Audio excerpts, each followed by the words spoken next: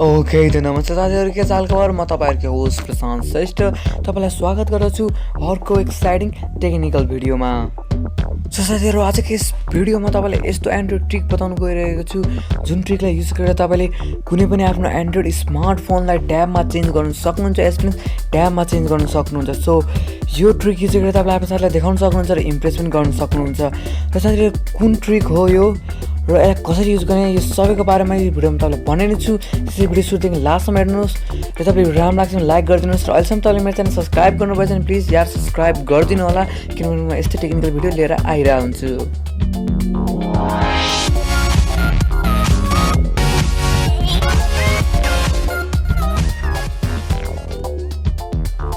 साथीहरु, यसको लागि तपाईले सबभन्दा पहिला के गर्नुपर्छ भने आफ्नो मोबाइलको सेटिङमा जानुपर्छ। सो मोबाइलको सेटिङमा जानुहोस्, मोबाइलको सेटिङमा गइसकेपछि स्क्रोल डाउन गर्नुहोस्। स्क्रोल डाउन गरिसकेपछि तपाईले एउटा अबाउट फोन भन्ने अप्सन पाउनुहुन्छ, त्यसमा तपाईले क्लिक गर्नुहोस्।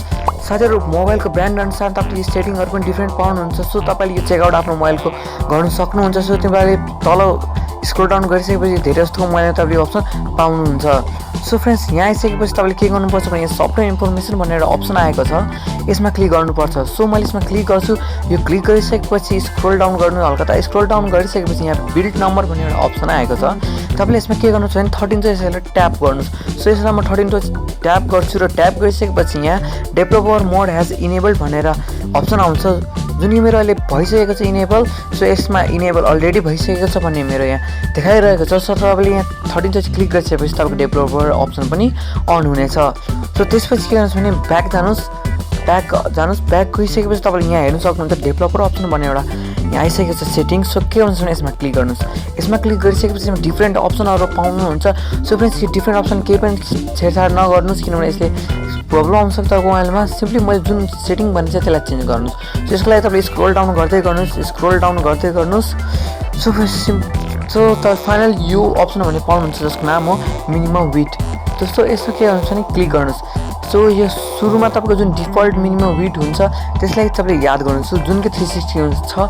सो तपाईँले स्क्रिनसट पनि गर्न सक्नुहुन्छ, यो तपाईँले बिर्सिनुहुन्छ भने। अब यसलाई के गर्नुहुन्छ भने यसलाई म भन्छु चेन्ज गरिदिनु, जुन जति मैले नम्बर भन्छु त्यो गरेर राखेर तपाईँले चेन्ज गर्नुहोस्। सो यसको लागि तपाईँले के गर्नुहोस् 960 यसमा राखिदिनुहोस् र 960 राखेर यसमा ओकेमा क्लिक गरिदिनुहोस्। ओकेमा क्लिक गरेपछि तपाईँ यहाँ हेर्नु सक्नुहुन्छ कसरी चेन्ज भइसक्यो यो।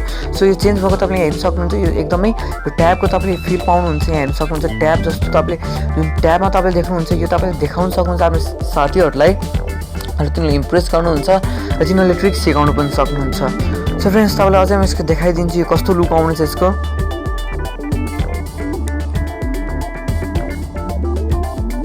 सो साथीहरु, म होममा गइसकेपछि पनि तपाईँले यहाँ देख्न सक्नुहुन्छ एकदम ट्याब जस्तो लुक आइसकेको छ। सिम्पली जुन तपाईँले ट्याबमा पाउनुहुन्छ त्यही लुक पाउनु भएको छ। यो एकदम अमेजिङ ट्रिक लागेको छ मलाई पनि। सो आशा गर्छु तपाईँले भिडियो राम्रो लाग्यो होला।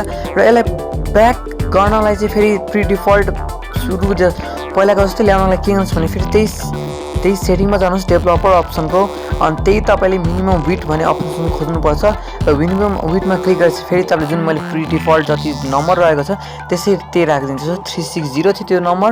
सो त्यही राखेर मैले त्यसमा ओके गरिदिएँ। सो ओके गरिसकेपछि अब तपाईँले यहाँ हेर्नु सक्नुहुन्छ जुन पहिला जस्तो मेरो मोबाइलको थियो प्रि डिफल्ट सेटिङहरू सब त्यही आइसकेको। सो आशा गर्छु भिडियो तपाईँलाई राम्रो लागेछ। यस्तै भिडियोहरूको लागि प्लिज मेरो च्यानल सब्स्क्राइब गरिदिनुहोस् र बाई बाई, टेक केयर।